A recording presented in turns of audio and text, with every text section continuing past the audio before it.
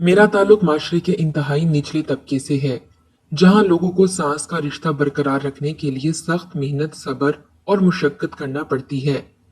मेरे माँ बाप, बहन भाई अनपढ़ हैं।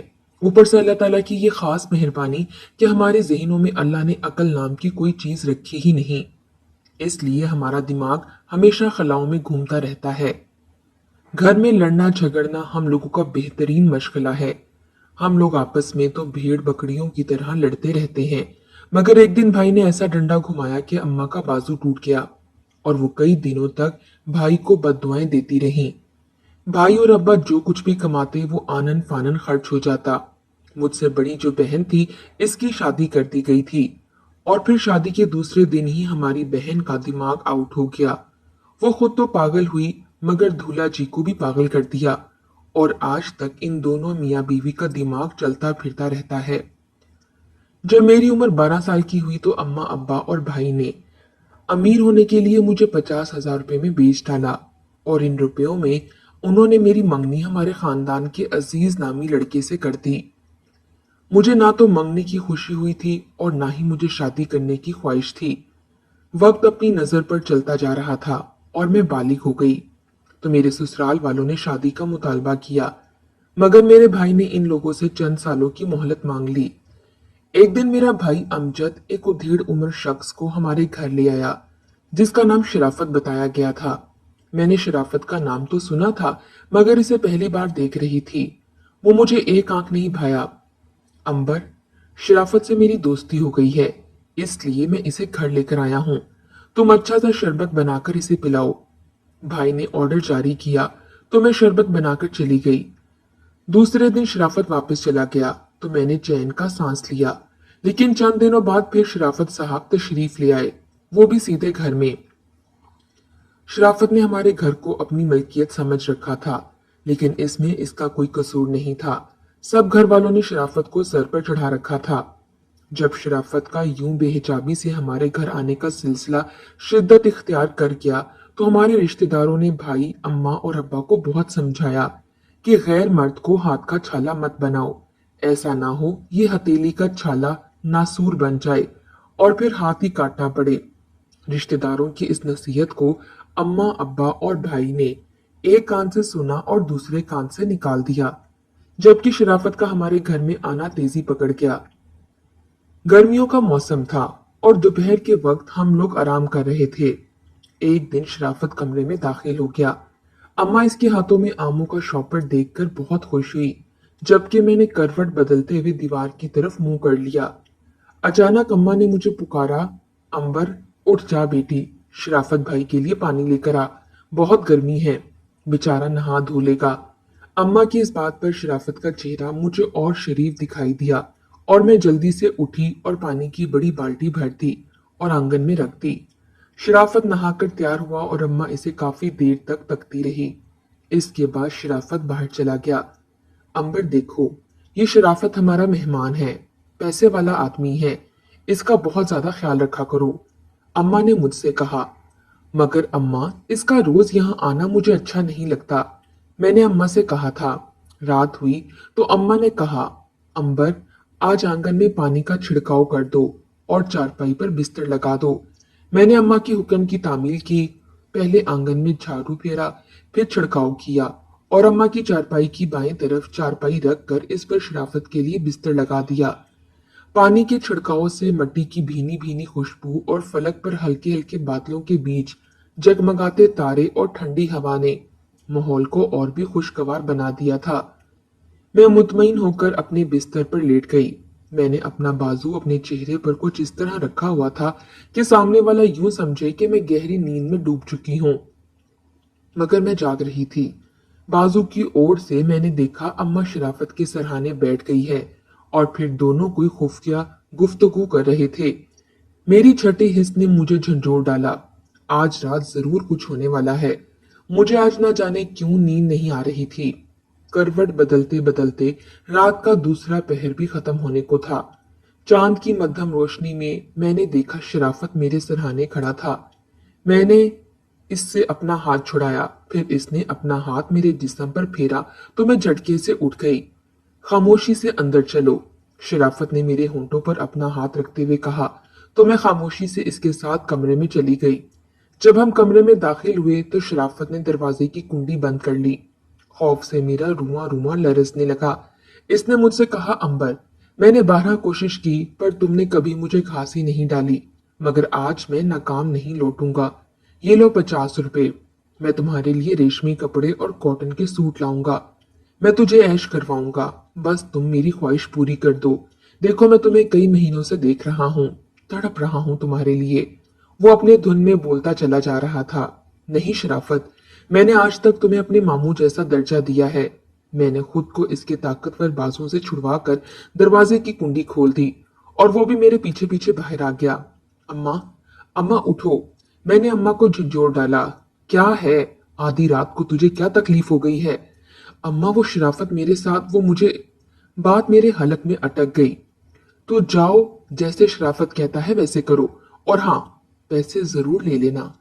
उस वक्त शराफत के होंठों पर तंजिया मुस्कुराहट सजी हुई थी। मुझे अम्मा पर बहुत गुस्सा आया। पल भर को मैंने सोचा अब्बा और भाई को झुका दूं, मगर शराफत की पुख्तगी देखकर मैंने अंदाजा लगा लिया कि सारे घर वाले शराफत के गुलाम बन चुके हैं। इसलिए खामोशी से मैंने अपने आप को शराफत के हवाले कर दिया। सूरज की तेज शुआएं मेरे बिस्तर पर पड़ रही थीं। हर कोई अपने अपने कामों में मसरूफ हो गया, मगर मैं शर्म के मारे बिस्तर में छुपी हुई थी। अम्मा ने मुझसे कहा, उठ जा, अंबर देख नहीं रही, सूरज सर को चढ़ाया है। तूने कामकाज नहीं करना है क्या? एक मर्तबा मैंने जलाली निगाहों से अम्मा को घूर कर देखा और कमरे में चली गई तो अम्मा ललचाई हुई मेरे पीछे अंदर आ गई और मेरे कानों में सरगोशी करते हुए कहा, बताओ तो सही, रात को हुआ क्या? वही शराफत जो तेरी मर्जी थी, इसने मेरे साथ सब किया। फिर कुछ बटोरा भी या खाली हाथ चला गया? अम्मा ने भी बेशर्मी से कहा। 50 रुपए दिए थे। मैंने पल्लू में बांधे हुए नोट को अपनी मुट्ठी में बंद करते हुए कहा, अच्छा, 10 रुपए तुम खुद रखो, बाकी मुझे दे दो। खाने को कुछ मंगवा लूं, घर में राशन खत्म हो गया है। अम्मा ने मेरे दुपट्टे के पल्लू से बंधे नोट की गिरा खोलते हुए कहा। उस वक्त मुझे 50 का नोट 1000 का दिखाई दे रहा था। सुनो लड़की, अगली बार 50 से काम नहीं चलेगा, सादा लेना होगा। अम्मा बाहर जाते हुए मुझे हदायत दे गई और मैं अगली बार का सोचने लगी। क्या अगली बार भी? वक्त कुछ आगे सिरका और वो अगली बार भी आ गई। इस दफा मैंने कोई एहतजाज नहीं किया। जब 2 महीने गुजर गए तो मेरी तबीयत में बोझलपन महसूस हो रहा था। मैं चूंकि अनजान थी और मुझे मालूम नहीं था कि अगली बार का रद्द अमल क्या होगा। जब तबीयत ज्यादा बिगड़ गई तो मैंने इस सूरत हाल का जिक्र अम्मा से कर दिया तो अम्मा एक रिश्तेदार खातून को, जिसे सब दाई कहते थे, लेकर आ गई। इस दाई ने मेरे मर्ज की तशखीस करते हुए अम्मा से कहा कि मैं माँ बनने वाली हूँ। ये अल्फाज सुनते ही मेरा जिस्म पसीने से शराबूर हो गया, मगर अम्मा को जरा भी शर्म नहीं आई। अगर अम्मा की जगह कोई गैरतमंद औरत होती तो चुल्लू भर पानी में डूबकर मर जाती। अम्मा ने मेरी तबीयत का जिक्र शराफत समेत इन सब लोगों से किया जिनको वो अपना मोहसिन समझती थी। अब रोजाना हमारे घर में इस हवाले से एक मीटिंग होती थी कि क्या किया जाए। अरे तुम लोग फिक्र क्यों करते हो? मैं तुम लोगों को ऐसा मशवरा देती हूँ कि सांप भी मर जाएगा और लाठी भी ना टूटे। दुराने मीटिंग चाची नादरा ने अकल इस्तेमाल करते हुए कहा। हाँ हाँ बोलो चाची, मैं जानता हूँ तुम हमेशा पक्के मशवरे देती हो। भाई ने एकदम जोश में आकर कहा, बेटा ऐसा कर, अंबर की जल्द से जल्द शादी करवा दे। मंगनी तो पहले हो चुकी है, शादी हो जाएगी तो तुम लोगों के सर से बला टल जाएगी। मगर चाची, इस तरह तो इन लोगों को पता चल जाएगा, ये मेरे भाई ने कहा। अरे नहीं पता चलता, अंबर का मंगेतर बुद्धू है, इसने बड़ी आसानी से कहा। अगर इन लोगों ने शोर मचाया तो हम ये इल्जाम अंबर के मंगेतर के सर पर थोप देंगे। चाची के मशवरे पर सब घर वाले तो बहुत खुश हुए, लेकिन उस वक्त शराफत की खुशी देखने के लायक थी। भाई अमजद ने मेरे ससुराल वालों को पैगाम भिजवा दिया कि इस माह आकर अंबर की शादी की तारीख पक्की कर जाओ। पहले तो मेरे ससुराल वाले फिक्रमंद हुए कि ये क्या माजरा है। जब हमने शादी की बात की थी तो चंद बरसों के लिए हमें टालते रहे और अब अचानक दूसरे महीने मेरी शादी की तारीख मुकर्रर हो गई और बड़े सलीके से मेरी शादी हो गई। सुबह हुई तो मेरी तबीयत फिर खराब होनी शुरू हो गई। जब मेरी हालत मेरे देवर ने देखी तो डॉक्टर को ले आया। बीबी, आपने रात को खाना क्या खाया था? नहीं डॉक्टर, कुछ नहीं। और नाश्ता? मैंने घबराए हुए लहजे में कहा, कुछ नहीं। मैंने शर्म के मारे आंखों के ऊपर दुपट्टा रख लिया। अब मैं मुंतजिर थी कि डॉक्टर किसी भी लम्हे मेरा भांडा फोड़ने वाला है, मगर डॉक्टर साहब ने मेरे दोनों बाजुओं पर 3 अदद इंजेक्शन ठोसे और रुखसत हो गए। मुझे सख्त ताज्जुब हुआ, ये कैसा डॉक्टर है जो मर्ज की तशखीस नहीं कर पाया। फिर मुझे चची नादरा का वो मशवरा याद आ गया जो मेरे शोहर और डॉक्टर पर फिट लग रहा था। दवाइयों के इस्तेमाल से मेरी तबीयत बहाल हो गई और इस बात पर मैं बहुत खुश थी कि मेरी जिल्लत इज्जत में बदल गई। अंबर, कल शाम को गांव में शादी का फंक्शन है, तुम हमारे साथ चलना। और हाँ, खुद को खूब अच्छी तरह बना संवार लेना, क्योंकि तुम लोगों की निगाहों का मरकज बनी रहोगी। नई नवेली दुल्हन होना, इसलिए हमारे यहाँ दुल्हन को बड़ी तवज्जो से देखा जाता है। समझ रही हो ना मेरी बात? मेरी नंद ने मुझसे कहा। जी, मैं जरूर चलूंगी। मैंने इसकी इज्जत अफजाई की। दूसरे दिन शाम को मैं नंद के साथ चली गई। दुल्हन के रूप में नंद के साथ शादी के फंक्शन में चली गई। अभी मुझे वहां बैठे हुए चंद लम्हे ही हुए थे कि मेरी हालत अचानक से खराब हो गई। सर चकराने लगा। मैंने खुद को संभालते हुए अपने नंद का सहारा लिया। मेरी हालत का जायजा लेते हुए मेरे साथ बैठी हुई मेरी नंद के कान में एक औरत ने कुछ सरगोशी में कहा, चलो भाभी, घर चलते हैं। मेरी नंद ने हुक्म जारी किया तो मैंने इससे कोई सवाल नहीं किया, चुपचाप घर चली आई। गर्मियों का मौसम था और पैदल चलने से मुझे शिद्दत की प्यास लग रही थी, लेकिन मुझ में इतनी सक्कत नहीं थी कि मैं खुद उठकर पानी पीती। इसलिए मैं चारपाई पर लेट गई और मैंने अपने शौहर अजीज को पानी लाने का हुक्म दिया। लेकिन चंद ही लम्हों में पानी की बजाय मेरे गिर्द ससुराल वालों का मजमा लग गया। एक गंदी औरत, उठ, निकल जा हमारे घर से। पूरी बरादरी में हमारी नाक कटवा दी तूने, मेरे देवर रफीक ने बुलंद आवाज में कहा। मैंने कोई जवाब नहीं दिया। तुम लोग ठहरो, मैं अभी इसकी खबर लेता हूँ। मेरा शौहर घसीटते हुए मुझे कमरे के अंदर ले गया। अब मुझे सच सच बताओ, ये सब कैसे हुआ? किसका है ये गुनाह? किसके साथ कर कर आई हो ये गुनाह? बताओ, वरना सब मिलकर तेरा कीमा बना डालेंगे। मेरा शौहर बोलने के साथ साथ मुझे लाते भी मार रहा था। बताती हूँ। मुझे छोड़ो तो सही, मैंने रोते हुए कहा। जी में आया कि कह दूं कि तुम लोग तो अकल के अंधे हो, मगर मैंने ये नहीं कहा, बल्कि तहम्मुल मिजाजी से काम लेते हुए कहा, अजीज, मैं जो कुछ बता रही हूँ ये सब सच है, इसमें मेरा कोई कसूर नहीं। इस गुनाह के लिए अम्मा ने उकसाया था। अच्छा तो ये बात है, देखने में कितनी मासूम लगती है तेरी अम्मा। अगर तेरा इश्क शराफत था तो तूने मुझसे शादी क्यों की? हम शरीफ लोगों को बदनाम क्यों किया? अजीज की सिसकियां बन गई और मैं जमीन पर बैठती चली गई। उस वक्त मुझे एहसास हुआ इज्जत भी कोई चीज होती है। इसके बाद मेरे देवर रफीक ने मुझे घर से निकलने का हुक्म सादर किया और मैं 2 जोड़े कपड़ों की गठरी में बांधकर पड़ोस के बच्चे के साथ अपनी माँ के घर चली आई। इस उम्र में मैं कितनी कम अकल थी, ये तक नहीं जान पाई कि ये मामला संगीन रुख इख्तियार कर लेगा और इसका मजा मुझे पूरी उम्र चखना है। मेरे लिए तो ये सब खेल तमाशा ही था। 4 दिन बाद मेरा भाई अमजद मेरे ससुराल वालों से माफी मांगने आया तो इन लोगों ने माफ ना किया और भाई से कहा, आज रात तुम्हारी बहन की किस्मत का फैसला हो जाएगा। तुम लोग अगर सुनना चाहते हो तो फैसले के वक्त आ जाना। बरादरी वालों ने जो भी फैसला सुनाया वो तुम लोगों को मानना पड़ेगा।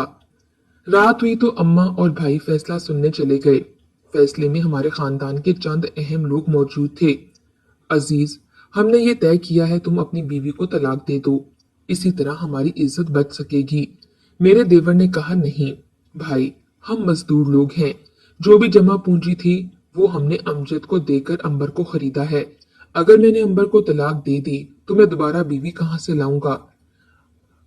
अजीज बुझे हुए लहजे में बोला, लानत हो तुझ पर। अरे तू कैसा बेगैरत है, बीवी को छोड़ बच्चे का क्या करेगा? क्या इस गंदगी को पालेगा? रफीक ने अजीज का गिरेबान पकड़ते हुए कहा और फिर दोनों भाई आपस में लड़ पड़े। फैसले में मौजूद सेठ रफीक ने दोनों भाइयों को एक दूसरे से अलग करते हुए कहा, देखो रफीक, अजीज और अमजद, तुम सब लोग मुझे बड़ा तस्लीम करते हो ना? तीनों ने हाँ में सर हिला दिया। तो फिर बड़ा होने के नाते मैं तुम्हारा फैसला करता हूँ। जो भी फैसला करूंगा वो तुम दोनों को मानना पड़ेगा। जी सेठ साहब, आप जो भी कहेंगे वो हम कबूल कर लेंगे। रफीक, अजीज और अमजद ने एक ही जबान में कहा, देखो भाई, जानबूझकर लड़की की माँ और भाई अमजद ने रफीक और अजीज वालों को रुस्वा किया है, इसलिए अमजद के घर वालों को सजा देना लाजिम ठहरा। इनके लिए सजा ये है कि अमजद की छोटी बहन की शादी रफीक के छोटे भाई से कर दी जाएगी और इन्हें 60,000 रुपए नकद जुर्माने की सूरत में 1 महीने के अंदर देना होगा।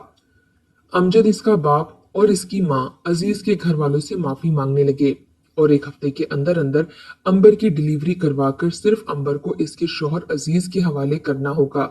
बाकी रहा बच्चे का मामला, सो बच्चा जिंदा हो या मुर्दा, अब बच्चे को इस दुनिया में आना है या नहीं आना है, ये मसला अंबर के भाई अमजद और माँ का होगा, क्योंकि ये सब किया धरा इन दोनों का है।